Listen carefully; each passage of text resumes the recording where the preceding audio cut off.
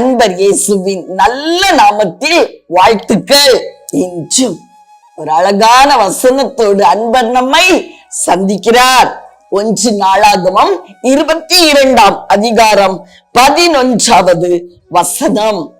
கர்த்தர் உன்னை குறித்து சொன்னபடியே உன் தேவனாகிய கர்த்தரின் ஆலயத்தை கட்டும்படி அவர் உன்னுடனே கூட இருப்பாராக. யார் சொன்னார்? தாவீது ராஜா தன் மகனாகிய சாலமோனை பார்த்து சொல்லுகிறார், என் மகனே, கர்த்தர் உன்னை குறித்து என்ன சொன்னார்? சாலமோனை கொண்டு எனக்கு தேவாலயத்தை நான் கட்டுவேன், அவன் தான் எனக்கு ஒரு ஆலயத்தை கட்டுவான் அப்படின்னு உன்னை குறித்து தேவன் ஒரு வாக்கு கொடுத்திருக்கிறாரே, அதன்படி என்ன செய்ய? எழுந்து அதை நிறைவேற்றும்படி தீவிரப்படு. கர்த்தருடனே கூட கட்டாயம் இருப்பார். ஏன்னா அவர் தானே அதை சொன்னார். அது அவருடைய திட்டத்தின்படியான காரியம் அல்லவா? பிரியமானவர்களே, தேவ திட்டத்தின்படியான காரியங்கள் நம்முடைய வாழ்வில் நடக்கும் போது தேவன் நம்முடனே கூடவே இருப்பார். அதுதான் நிச்சயம். பிரியமானவர்களே, திட்டத்துக்கு மாறான காரியங்கள் நம்முடைய வாழ்விலே சில குழப்பங்களை நமக்கு கொண்டு வரும். இது தேவ திட்டமா, தேவ திட்டம் இல்லையா அப்படின்னு சொல்லி அறிய முடியாம சில வேளைகள்ல நாம் தவித்திருப்போம் அல்லவா? அப்ப என்ன செய்யணும்? என்ன செய்யணும்? வார்த்தையும் இல்ல, வெளிப்பாடும் இல்ல, சொப்பனங்களும் இல்ல, உறுதி இல்லையே, இது தேவ திட்டம் தானா? இந்த குழப்பம் வரும்போது ஜெபிக்கணும். அப்பா, இது உடைய சித்தத்தின்படியான காரியம் இல்லை என்றால் தயவு செய்து என் வாழ்வினின்று இந்த காரியம் நழுவி போகும்படி உதவி செய்யும். நழுவி போறதுனால என் சமாதானம் குறைஞ்சு போயிடக்கூடாதுப்பா. ஒரு மெய் சமாதானம் என் உள்ளத்தை நிரப்பி இருக்கணும். அதுவே அடையாளம்.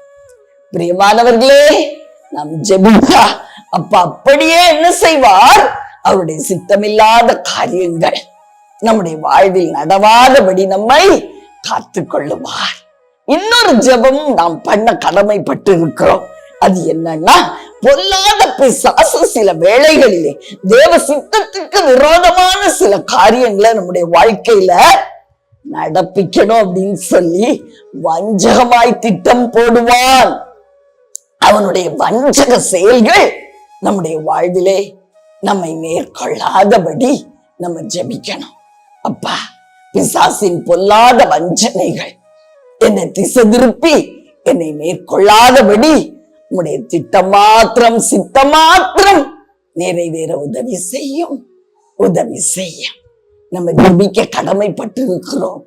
தேவ திட்டத்தின்படியான காரியங்களை நம்ம ஜெபத்தோடு நிறைவேற்றுவதற்கு தீவிரப்படணும். அவருடைய உதவியும் ஒத்தாசை நம்மோடு கூட இருக்கும். சித்தமில்லாத காரியங்கள்ல, பிசாசின் வஞ்சகத்துல நாம் அகப்படாதபடி தப்பிக்கொள்றதுக்கும் நம்ம ஜெபிக்கணும். பிரியமானவர்களே, தேவன் தாமே நம்ம கூட இருந்து அவருடைய திட்டத்தின்படியான காரியங்களை நடப்பிப்பார், நம்மை பாதுகாப்பார்.